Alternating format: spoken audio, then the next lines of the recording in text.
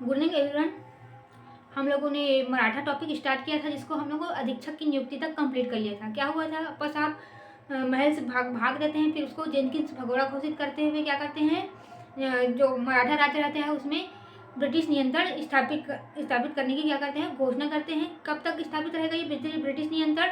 जब तक रघुजी तृतीय वयस्क नहीं हो जाते हैं। ठीक है, तो हमारे छत्तीसगढ़ में सबसे अंतिम अधीक्षक कौन हुए, तो बोलेंगे क्राफट हुए। ठीक है, तो क्राफट ने ही सत्ता का हस्तांतरण किया। किसको? छत्तीसगढ़ में जो मराठा के प्रतिनिधि हुए उनको सत्ता का किया इन्होंने हस्तांतरण किया। ठीक है, अब देखो कि ये सब कैसे हुआ, इसको हम इसके पीछे कहानी जानते हैं। ठीक है, देखो गवर्नर जनरल की बदली हुई। ठीक, अब गवर्नर के पद पर नियुक्त कौन हुए? लॉर्ड विलियम बेंटिंक, जो भारतीय रियासत के प्रति उदारवादी दृष्टिकोण रखते हैं।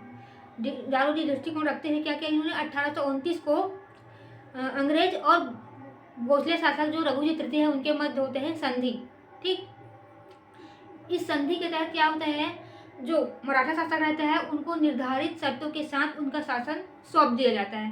ठीक, फिर रघुजी जो तृतीय रहते हैं वो छत्तीसगढ़ के शासन का संचालन जिलेदारों के माध्यम से करने का क्या लेते हैं, वो निर्णय लेते हैं। ठीक, और छत्तीसगढ़ का प्रथम जो जिलेदार हुआ वो कृष्णराव अप्पा हुए।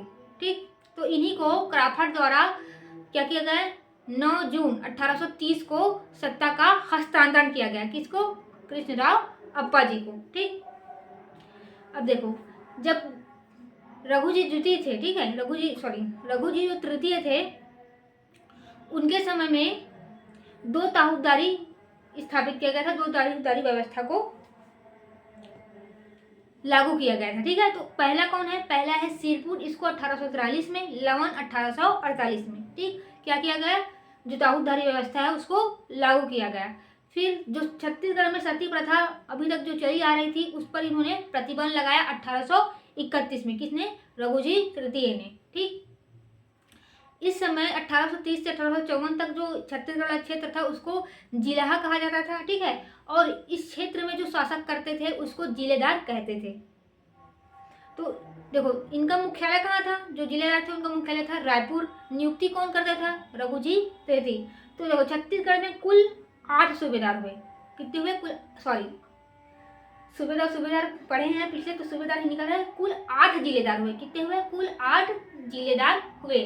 तो पहला जिलेदार कौन था? तो सबसे पहले जो जिलेदार हुए वे हुए कृष्णराव अप्पा। ठीक है, फिर सबसे लास्ट वाले कौन थे बोलेंगे, तो लास्ट वाले थे गोपाल राव अप्पा। सबसे प्रथम कौन थे जिलेदार? कृष्णराव अप्पा। अंतिम कौन थे?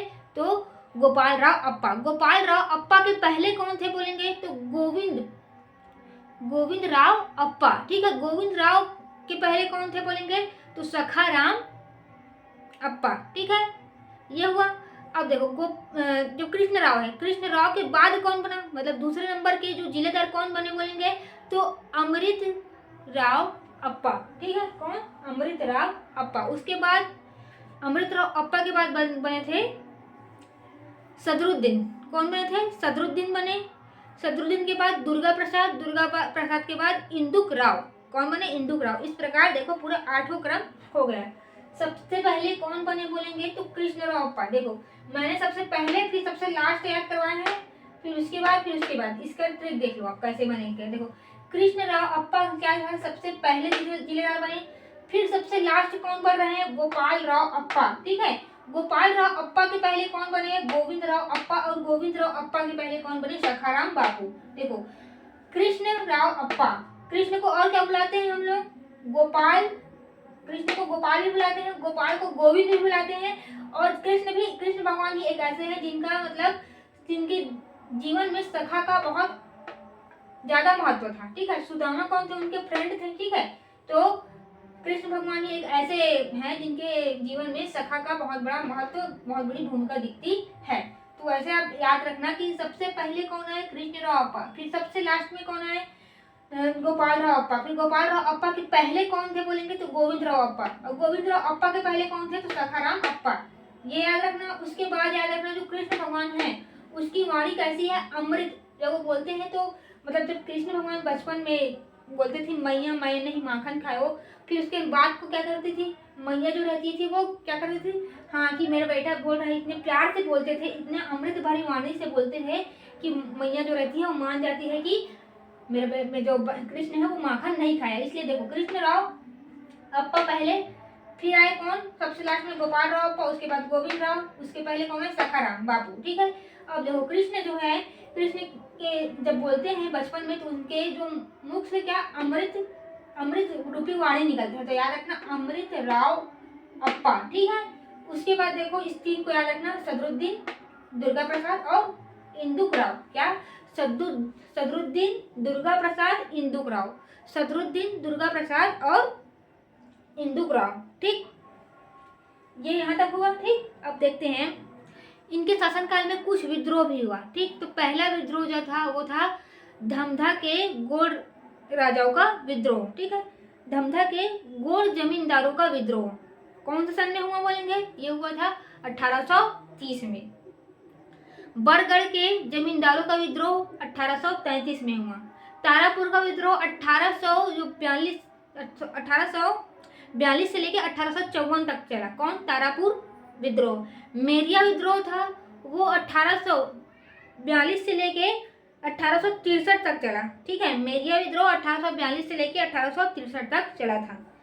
धमधा गोड़ जमींदारों का विद्रोह 1830।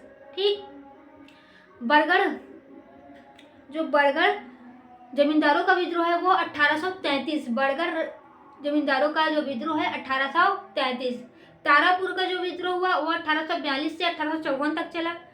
मेरिया विद्रोह हुआ वो 1842 से 1863 तक चला। ठीक है, देखो बदरगढ़ का विद्रोह किसने किया है, बदरगढ़ के गोड़ जमींदारों ने किया है। ठीक, किस कारण से किया, जो जिलेदार हैं, जिलेदार के जो शोषणकारी क्या है नीतियां हैं, शोषणकारी कार्य है, इससे असंतुष्ट होकर उन्हें क्या किया था, विद्रोह किया। ठीक, तो कृष्णराव अप्पा ने इस विद्रोह को अंग्रेजों के मदद से क्या किया, इस विद्रोह का दमन कर दिया। ठीक है, अब देखो जो बरगढ़ क्षेत्र में जो विद्रोह हुआ है उसके नेतृत्वकर्ता कौन थे, उसके नेतृत्वकर्ता हैं अजीत सिंह और उनके पुत्र बलराम। ठीक है, अजीत सिंह और उनके पुत्र जो थे बलराम सिंह, ये जो विद्रोह है उसका नेतृत्व कर रहे थे। इसका दमन किया रायगढ़ जमींदारी के जो शासक थे देवनाथ सिंह, इन्होंने अंग्रेजों के आदेश से इस विद्रोह का क्या कर दिया, दमन कर दिया। बदले में जो बरगढ़ जमींदारी थी वो किसको मिल गई, जो बरगढ़ जमींदारी थी वो मिल गया देवनाथ सिंह को।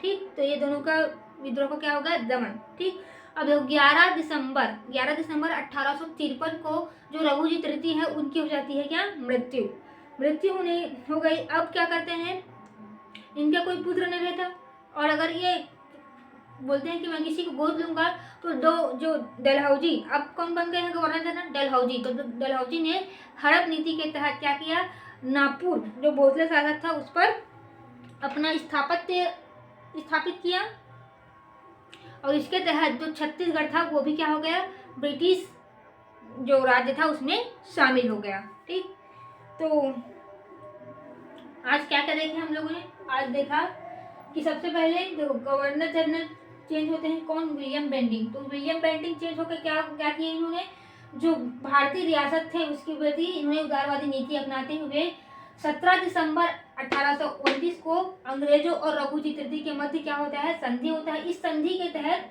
जो 6 जून 1830 को सत्ता का हस्तांतरण कर दिया जाता है।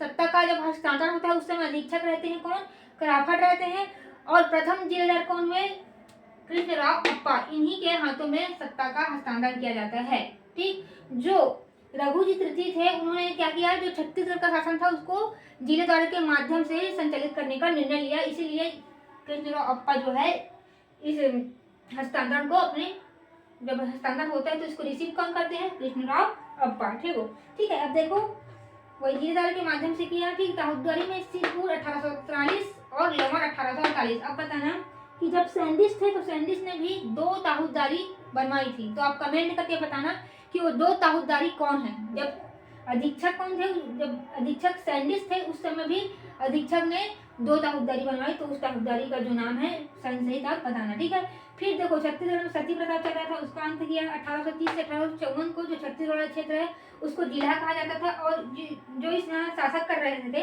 उनको जिलेदार कहते थे। अब देखो जो मुख्यालय कहाँ था बोलेंगे तो रायपुर था। नियुक्ति करता रघुजी तृतीय थे। कुल 8 सूबेदार हुए। फिर उनके बाद जो उनके समय जो विद्रोह हुआ, धमधा के गोड़ राजाओं का, धमधा के गोड़ जमींदार है ना, बार बार राजा नहीं कर रहा है, धमधा के गोड़ जमींदारों का विद्रोह, ठीक है। और बरगढ़ का जो विद्रोह हुआ, तारापुर का विद्रोह, मेरिया विद्रोह हुआ। फिर इसका दमन किए। उसके बाद क्या हुआ, जो लॉर्ड डलहौजी आया, हड़प नीति के तहत जो नागपुर शासन था उसको क्या किया, अपने क्षेत्र में शामिल कर लिए, ठीक है। तो आज की क्लास में बस इतना ही। अगर आपको क्लास अच्छा लगा होगा तो लाइक कीजिए, शेयर कीजिए और सब्सक्राइब कीजिए। धन्यवाद।